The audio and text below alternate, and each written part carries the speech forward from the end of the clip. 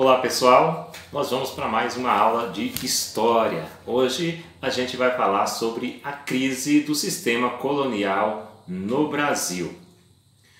Como a gente sabe, Portugal junto com a Espanha foram os pioneiros no processo de colonização da América.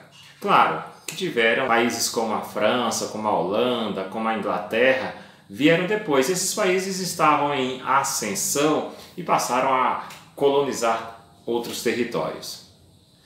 Mas o nosso foco aqui é falar sobre a crise nesse sistema colonial português.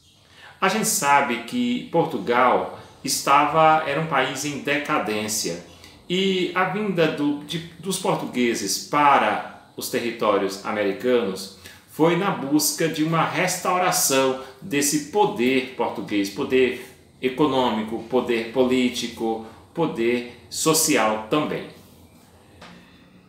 Os portugueses vinham aí, durante todo um período, se aproximando da Inglaterra e assinando diversos tratados entre ambos, não é? Mas esses tratados acabavam beneficiando, na maior das vezes, a Inglaterra. Isso porque o principal produto de exportação dos portugueses era o vinho. A Inglaterra, em contrapartida, o seu principal produto era os tecidos.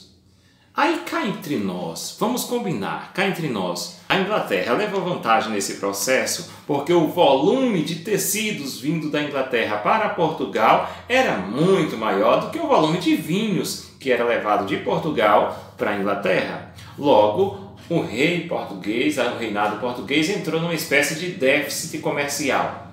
Esse comércio entre portugueses e ingleses, como a gente falou, a Inglaterra levou vantagens. Isso porque, depois do Tratado de Methuen, em 1703, houve aí uma espécie de abertura para o livre comércio entre a Inglaterra e Portugal.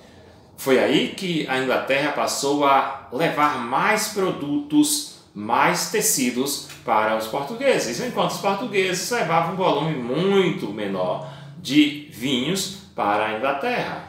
Certo é que Portugal entrou num déficit nessa balança comercial.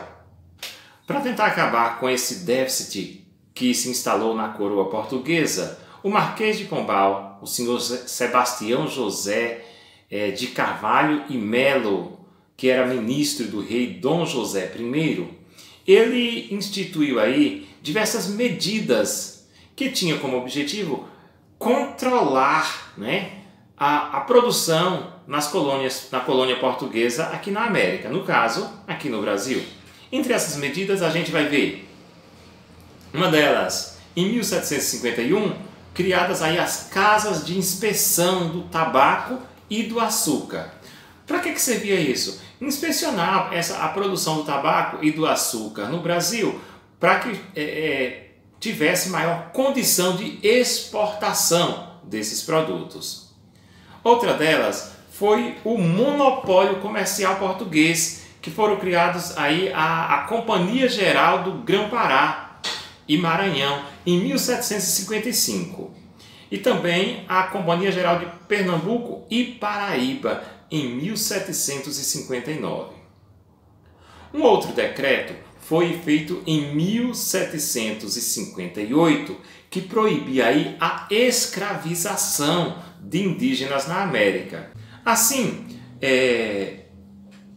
os portugueses acabou impulsionando o tráfico de escravos, que foi muito lucrativo para os proprietários de terras no Brasil e para a coroa portuguesa. Já em 1759, para reforçar a centralização política e administrativa, os jesuítas foram expulsos de Portugal e dos territórios que eram dominados por Portugal. Dessa forma, abria um leque maior também para a escravização de indígenas. Isso porque os jesuítas meio que protegiam os indígenas e incentivava a escravização dos negros. Olha só, Já em 1761 foi criado o chamado Real Erário. Esse Real Erário era para garantir a cobrança do quinto e combater a sonegação e o contrabando. Esse quinto, gente, na produção de minério em Minas Gerais, todo o ouro produzido, uma parte dele iria para a coroa. Mas havia muita sonegação, porque o que produzia, esses mineiros acabava declarando menos do que o que realmente produzia.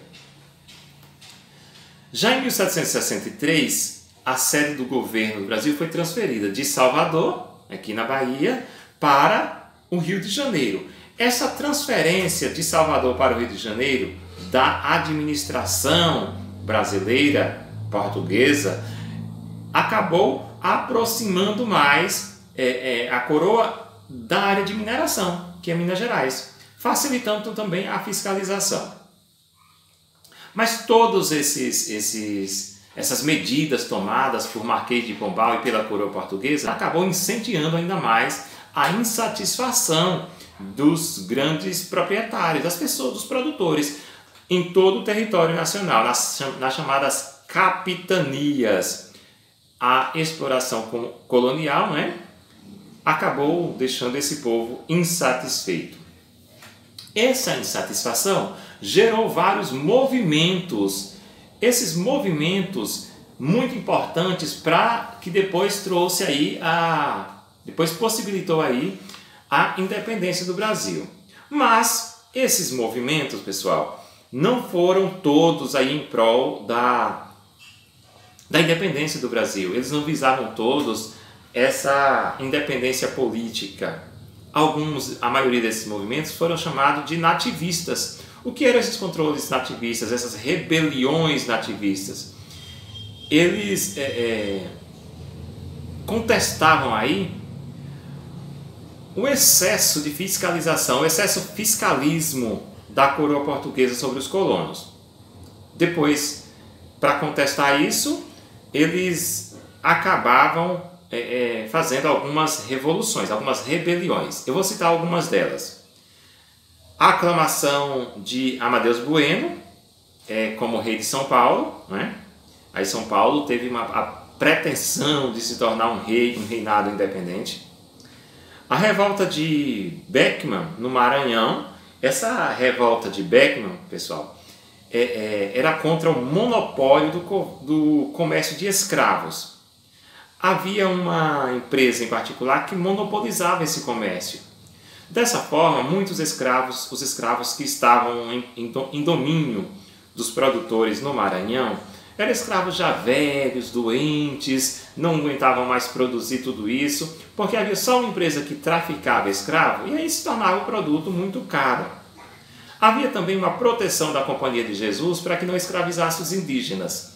Mas, por causa dessa dificuldade na compra de escravos, esses produtores passaram a escravizar indígenas. Dessa forma, a briga deles, a revolta, era contra o monopólio do comércio de escravos e também contra a Companhia de Jesus, que protegia os indígenas. A outra revolta foi a Guerra dos Emboabas em Minas Gerais. Essa Guerra dos Emboabas é porque os bandeirantes paulistas, eles adentravam o território em busca de produção de minério. O que acontecia é que ele acabava descobrindo as áreas de mineração, as minas, mas quem explorava essas minas eram forasteiros, que eram chamados aí dos Emboabas, tá bom? Depois veio a Guerra dos Mercantes, em Pernambuco. Essa Guerra dos Mercantes do Pernambuco foi uma guerra basicamente de Recife contra proprietários de terra de Olinda, Recife contra Olinda. Nessa guerra, era uma guerra que não visava, uma dessas que não visava a independência do Brasil, apenas a questão comercial mesmo, a questão interna entre eles, questão social e comercial, vamos chamar assim. Depois veio a chamada Revolta de Filipe dos Santos, em Minas Gerais. Essa revolta foi contra a criação das casas de fundição. O que são essas casas de fundição? É onde o ouro era beneficiado.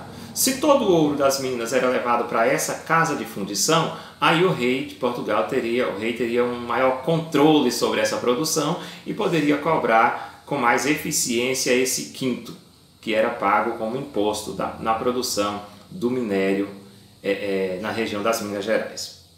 Esses foram chamados movimentos nativistas, tá bom? Todos esses aí, a gente vai falar depois sobre os movimentos que visavam a independência. Basicamente, são dois. A gente vai falar sobre a Revolução Mineira e vamos falar também sobre a Revolução Baiana, né? Isso na nossa próxima aula. Ok? Até lá!